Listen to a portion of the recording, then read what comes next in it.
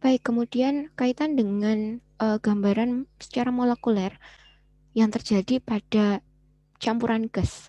Menurut hukum Dalton itu yang seperti apa gitu. Ini digambarkan pada slide ke-14 ini. Nah, ketika kita memiliki komponen gas, satu gas contohnya hidrogen, kemudian dicampur dengan helium. Masing-masing memiliki jumlah molekul sendiri-sendiri. Maka ketika dicampurkan, campurannya itu akan seperti apa gitu. Nah, ini akan seperti gambar yang ditunjukkan di gambar di C ini. Akan terjadi campuran secara merata untuk gas hidrogen dan juga gas helium. Gas hidrogen yang ini, kemudian helium yang ini. Nah, akan bercampur secara merata, kemudian bergeraknya random, dan ini dianggap ideal gitu ya. Maka kalau kita melihat pada kasus di soal sebelumnya gitu, apabila terdapat campuran antara helium dengan xenon, maka manakah yang lebih tepat untuk bisa menggambarkan keadaan itu gitu. Ya, gambarannya ada di bagian yang C. Kemudian kenapa kok bisa seperti itu? Nah, tadi kita sudah melihat dan juga membahas terkait dengan yang ada di hukum Dalton ini adalah bahasan mengenai sifat gas ideal.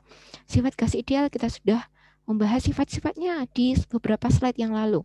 Kemudian karena ada sifat-sifat ideal tadi, tidak melakukan interaksi, kemudian ukurannya kecil, jaraknya besar, maka kalau misalkan terjadi interaksi itu ya seperti kayak elastis saja gitu ya. Jadi tidak ada tarikan ataupun tolakannya. Dengan demikian, yang tepat untuk menggambarkan adalah bagian yang C tadi. Ini dengan melihat pada sifat dari gas ideal berdasarkan teori kinetika molekuler. Gitu ya, jelas nggih? Jadi untuk yang C tadi, nanti kalau misalkan ada yang belum jelas bisa di konfirmasikan kembali. Baik, selanjutnya kita akan membahas mengenai hukum distribusi barometrik. Yang di sini kita kaitkan dengan formula barometrik. Nah, hukum distribusi barometrik ini menggambarkan kaitan dengan berubahnya nilai tekanan udara seiring dengan perbedaan ketinggian, begitu ya. Jadi kalau misalkan kita punya gambaran di pegunungan, begitu ya, di pada permukaan laut gitu, memiliki tekanan tertentu, misalkan di sini 1 bar. Kemudian seiring dengan bertambahnya ketinggian, ternyata tekanannya ini akan berubah gitu ya, menjadi 0,3 bar. Tambah tinggi lagi, menjadi 0,2 bar. Berarti kita bisa lihat di sini bahwa seiring dengan bertambahnya ketinggian akan menyebabkan terjadi penurunan tekanan udaranya gitu. Nah, ternyata kalau misalkan dilihat dari grafik, di sini ada altitude gitu ya, ketinggian. Kalau teman-teman kemarin ada istilah altitude itu waktu bahas tentang jatuhnya pesawat Sriwijaya gitu ya, kaitan dengan ketinggian gitu ya. Ketinggian tertentu, kemudian ternyata seiring dengan naiknya ketinggian, ternyata tekanannya itu akan berubah gitu. Nah, tanpa adanya pengaruh perubahan suhu, ternyata tekanan udara ini bisa berkurang sekitar 1,2% per ketinggian 100 meter gitu. Ini dari hasil pengamatan gitu ya. Jadi di permukaan laut tadi tekanan atmosfernya sekitar 1 bar. Kemudian kalau misalkan dari pengamatan, ternyata ketika dinaikkan, ketika kita mengamati kemudian ketinggiannya dinaikkan gitu, ternyata tekanan udara ini semakin menurun seiring dengan meningkatnya ketinggian gitu ya. Contoh lain misalkan kita lihat di gunung mana ya, misalkan gunung tertinggi, ada gunung Everest gitu ya, ketinggiannya ada 8.848 meter kurang lebih sekitar itu. pada ketinggian 2000 meter itu tekanannya ada 0,8 bar. Tapi ternyata ketika dinaikkan lagi pada puncaknya, tekanannya itu tinggal 0,3 bar sekitar itu gitu ya. Nah,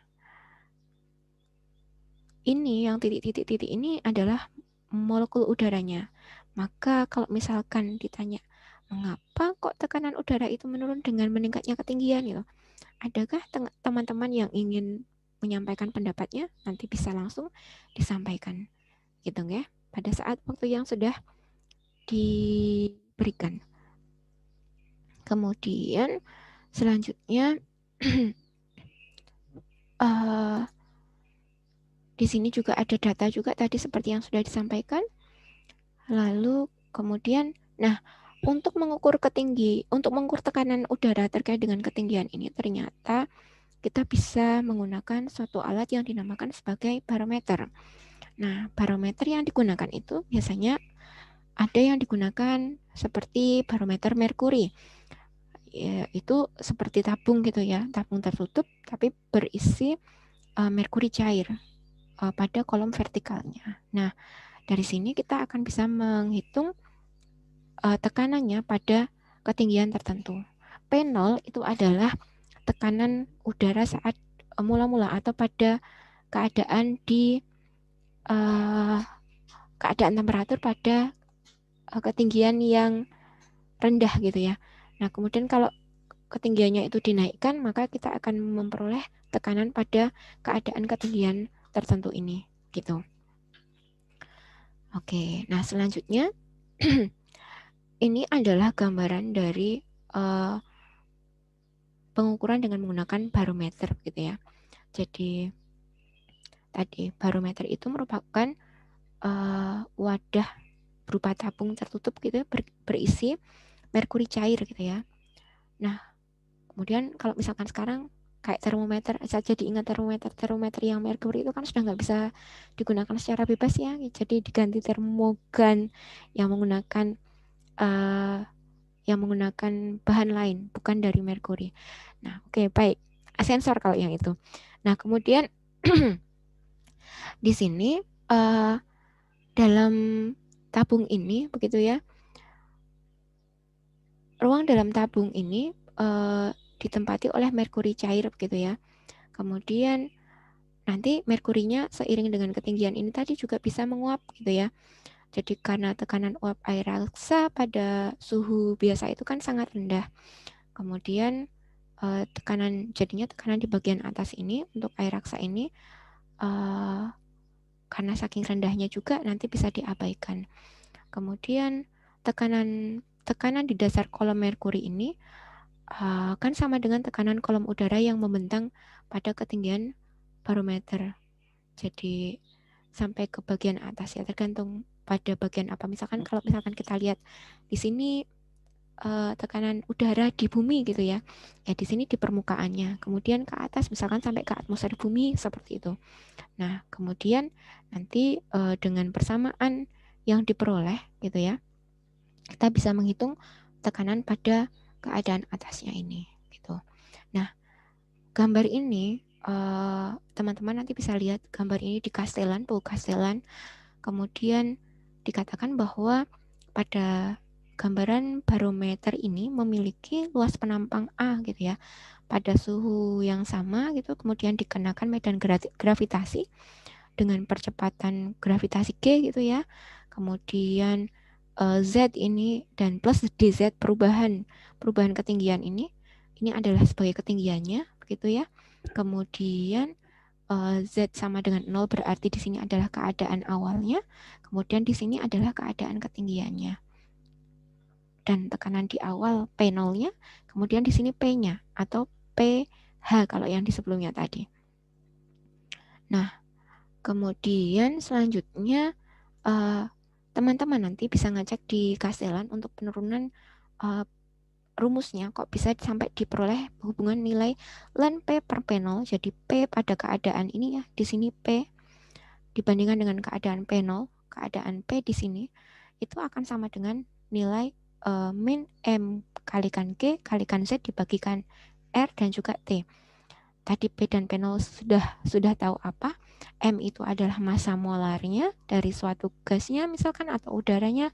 Kemudian G itu adalah percepatan gravitasinya.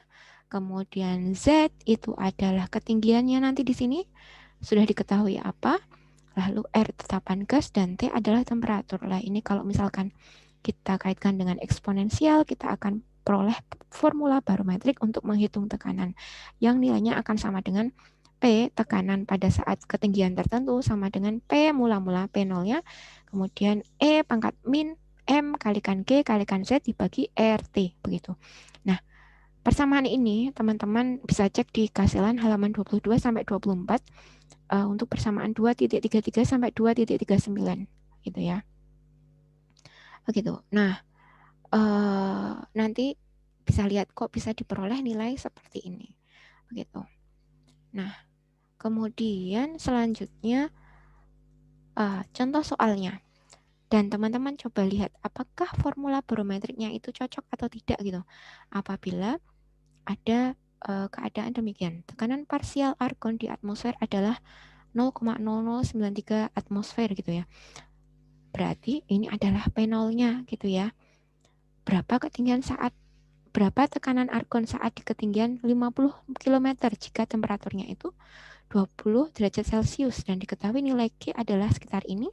Massa molar air dalam satuan internasional itu adalah 0,0399 kg per mol.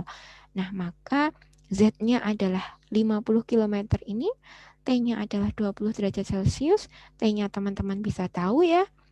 Ini R-nya bisa tahu dari tetapan gasnya, kemudian M-nya tahu, lalu G-nya juga tahu. Maka kita bisa menghitung nilai P-nya gitu ya. Nah, kemudian nanti bisa dicocokkan nilainya P itu berapa. Bisa dibahas nanti di grup gitu nggih.